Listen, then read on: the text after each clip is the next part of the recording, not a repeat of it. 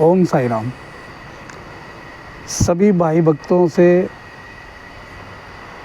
जितने भी भाई और बहन हैं, उन सभी से मैं ओम साई राम, ओम साई राम, ओम साई राम ये संदेश सभी तक पहुंचाना चाहता हूं। आज मैं आपके साथ एक विशेष तौर की जो साईं बाबा से जुड़ी जानकारी है, ये आप सभी से साझा करने आया हूं। ये इतनी रोचक कथा है साईं बाबा के जीवन की कि एक ही समय में शिरडी गांव में शिरडी वासियों के घर में एक ही समय पर सभी के घर में साईंनाथ ने भोजन किया। और ये प्रामाणिक तौर पर सभी शिरडी वासियों ने देखा कि उनके घर पे साईं बाबा ने किस तरह भोजन किया। तो चलिए, आज के वीडियो शुरू करने से पहले मैं आप सभी से आग्रह करूंगा कि जो चैनल है साईं राज के सुर, इसे सब्सक्राइब कीजिए, नोटिफिकेशन का बटन दबाइए, इससे कि मैं जितनी भी जानकारियाँ साईं बाबा के बारे में प्रस्तुत करता हूँ आप सभी के पास, तो ये सब आप तक पहुँच सकें। तो आइए जानेंगे कि साईं बाबा ने किस तरह शिरडी वासियों के प्रत्येक घर में एक ही समय पर भोजन किया, किसी को निराश नहीं किया। तो एक पर्व के माध्यम से शिरडी के वासी जब सुबह की आरती में आए साईं बाबा के पास, तो एक साथ सभी ने साईं बाबा को अपने घर पर आने का निमंत्रण दे दिया और उनसे कहा कि बाबा, आपको आज हमारे यहाँ पर भोजन करने के लिए आना है। साईं बाबा ने हाँ कर दिया। अब जो भी द्वारका माई की सीढ़ी चढ़ के साईं बाबा के पास आके कहता था कि बाबा, हाथ जोड़ के आपको हमारी प्रार्थना है कि साईंनाथ आज हमारे घर पे आप दोपहर का भोजन करें। साईं बाबा ने कहा बिल्कुल, आप पहुँचिए, भोजन की तैयारियाँ कीजिए, मैं आता हूँ भोजन करने। एक कोने में खड़ी साईं बाबा की सबसे प्रिय बच्ची लक्ष्मी, जो द्वारका माई के कोने में खड़े होकर ये सभी चीज़ों को बड़ी देर से देख रही थी और बहुत व्याकुल भी थी और आश्चर्यचकित थी, यह सोचकर कि साईं बाबा सभी का निमंत्रण स्वीकार कर रहे हैं, सभी के यहाँ भोजन करने जाएंगे। क्या ये संभव है? अब धीरे धीरे करके जब शिरडी वासी द्वारका माई से एक एक करके निमंत्रण दे के साईं बाबा को अपने अपने घर की तरफ प्रस्थान हुए, जब आखिरी में द्वारका माई के अंदर मंद मंद मुस्कुरा रहे साईंनाथ की तरफ लक्ष्मी बेटी ने देखा कि अब साईं बाबा अकेले हैं और मेरे मन में जो जिज्ञासा है वो तो मैं बाबा से पूछ कर ही जाऊंगी।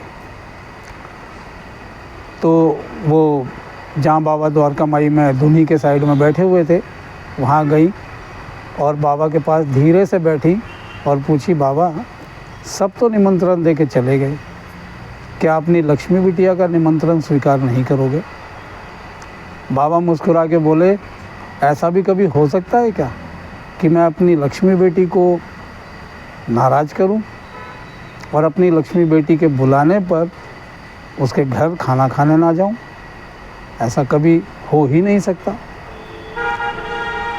तो लक्ष्मी ने व्याकुल होकर पूछा, पर बाबा, ये सब क्या था? अभी आपने तो पूरे शिरडी वालों को बोल दिया कि मैं तुम्हारे घर खाना खाने आऊँगा। आप अगर उन लोगों के घर खाना खाने जाएंगे तो मेरे घर खाना खाने कब आएंगे? बाबा मुस्कुरा और कहने लगे, लक्ष्मी बेटा, मैं आपके घर दोपहर को ही भोजन करने आऊँगा। लक्ष्मी बेटी बोली, बाबा, ऐसा कैसे हो सकता है? आपने तो उन लोगों को सबको बोल दिया, क्या आप मेरे घर आके भोजन करके बाकी सब शिरडी वासियों को, सभी शिरडी के लोगों को आप दुखी करेंगे, आप उन्हें निराशा पहुंचाएंगे? बाबा मुस्कुरा के बोले, नहीं बेटा, पहले मैं तुम्हारे घर ही खाना खाने आऊँगा, तुम जाओ जल्दी जाओ। अब धीरे धीरे समय होता जा रहा है, तुम्हें घर जाके बहुत सारी तैयारियां करनी है, आज तुम्हारे साईं बाबा तुम्हारे घर खाना खाने के लिए आएंगे। लक्ष्मी बोली, हाँ बाबा, मैं जाती हूँ, मैं सारे भोजन की व्यवस्था करती हूँ, मम्मी के साथ मिलके सब कर लूँगी मैं, पर आप आएंगे ना बाबा? साईं बाबा ने कहा, क्यों लक्ष्मी बेटा, तुम्हें ऐसा लगता है कि मैं तुमसे झूठ बोल रहा हूँ? अगर तुम्हें मेरे ऊपर भरोसा है, विश्वास है। हाँ बाबा, विश्वास बहुत है आपके ऊपर, बहुत विश्वास भी है और भरोसा भी है कि आप ज़रूर आएंगे, आपने मुझसे कहा है तो। साईं बाबा मुस्कुरा के बोले, जाओ खाना बनाने की तैयारियां करो, मैं दोपहर को तुम्हारे यहाँ खाना खाने के लिए आऊँगा। इस तरह की लीलाएं आगे कथा में आपको सुनाऊंगा। इस तरह की लीलाएं साईं बाबा अपने भक्तों के जीवन में अक्सर करते रहा करते थे। और साईं बाबा की विशेषता ये थी कि जिस तरह आपने देखा कि जितने भी युग पीछे गए, सभी युगों में जब जब पाप बढ़ा, अधर्म बढ़ा, तब तब श्री हरि ने मनुष्य देह में अवतार लिया पृथ्वी पर, यानी मृत्यु लोक पर वो अवतरित हुए। और आप ये भी, मैं इसलिए बता रहा हूँ आपको, क्योंकि जब जब पृथ्वी पर मृत्यु लोक में मानव देह में ईश्वर ने अवतार लिया, तब तब उन्होंने बुराई का सर्वनाश किया, अंत किया, युद्ध के माध्यम से, अपनी शक्तियों के माध्यम से। पर कलयुग के कलयुगी अवतार साईंनाथ ये करुणा करने आए पृथ्वीवासियों पर, ये दया करने आए अपने भक्तों पर। प्रत्येक प्राणी पर उनकी दृष्टि और उनका ध्यान हमेशा रहा। सिर्फ मानव योनि पर ही नहीं, समस्त योनियों पर साईं बाबा की विशेष दया और कृपा रही।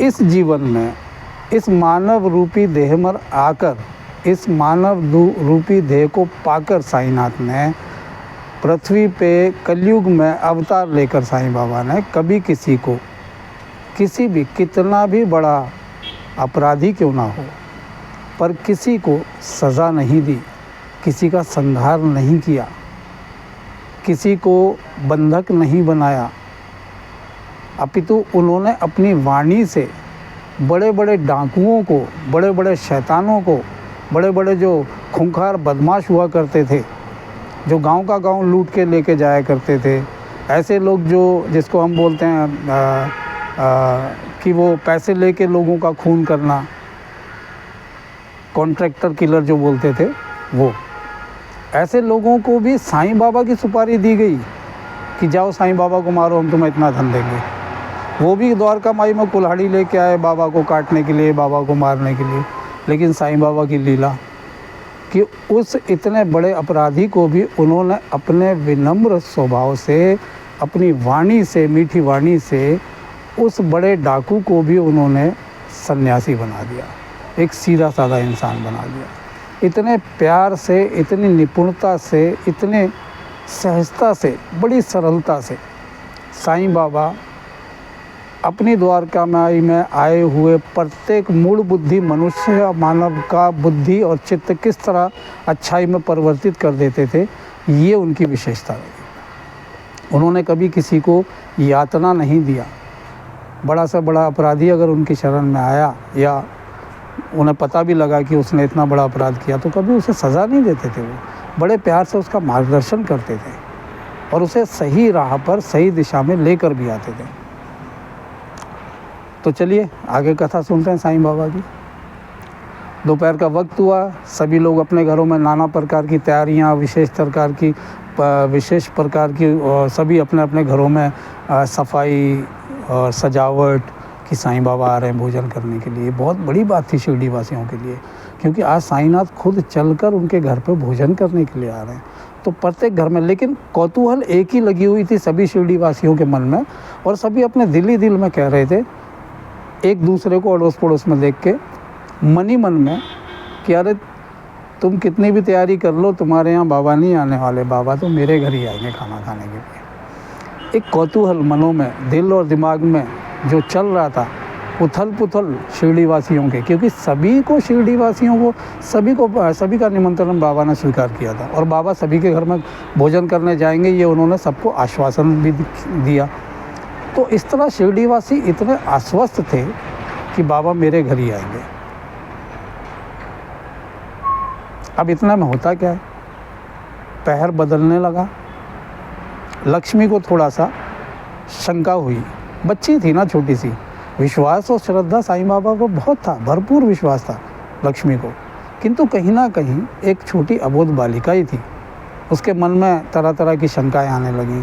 बाबा ने लगता है मुझे बहला दिया, बाबा हमारे घर पे खाना खाने नहीं आए होंगे, दोपहर हो गई, खाने का टाइम हो गया, भोजन का वक्त हो गया, वो गए होंगे किसी और अपने भक्त के घर पे भोजन करने के लिए। ऐसा सुनकर उसके मन में विचार आया कि क्यों ना मैं खुद ही जाकर द्वारका माई में एक बार देख लेती हूँ कि बाबा द्वारका माई से निकले या वहीं बैठे हैं अभी तक। जैसे ही वो घर से बाहर निकली, लक्ष्मी के 4 घर के बाद 5वां घर जो है अब्दुल शेख जी का घर था, और अब्दुल शेख के घर के बाहर बरामदे में एक आलीशान गलीचा यानी कि आसन बिछाकर साईं बाबा को बिठा के अब्दुल भाई और उनकी पत्नी और उनकी बेटी बड़े प्यार से, मान सम्मान के साथ, बहुत ही तहज़ीब के साथ साईं बाबा को भोजन करा रहे थे। और साईं बाबा प्रशंसा कर कर के भोजन का सेवन कर रहे थे कि वाह वाह वाह, अब्दुल भाई आपके घर के खाने का तो स्वाद ही बेमिसाल है, बहुत स्वादिष्ट भोजन है। ये देखकर लक्ष्मी बेटी का मन उदास हो गया और वो विचार करने लगी कि बाबा ने तो शिरडी में सबको कहा था, लेकिन खाना खाने अब्दुल भाई के घर पे गए और अब्दुल काका के घर में बैठ के खाना खा रहे हैं, मेरे घर नहीं आए। तो थोड़ी उदास और मायूस होकर थोड़ा आगे और चली। आगे और गई तो उन्होंने नाना प्रकार के 2-4 घरों में बाबा को, सभी के जो भी घर के सामने से गुजर रही थी, सभी के घर के बाहर एक आलीशान चटाई पे, आसन पे बाबा को बिठा रखा है, बाबा भोजन कर रहे हैं। ये दृश्य स्वयं लक्ष्मी ने अपनी आंखों से देखा। अब बहुत परेशान, अब और ज़्यादा कौतूहल बढ़ने लगी लक्ष्मी के मन और दिमाग में कि आखिर ये सब हो क्या रहा है, मैं जो देख रही हूँ क्या ये सच है या मेरी आंखों का धोखा।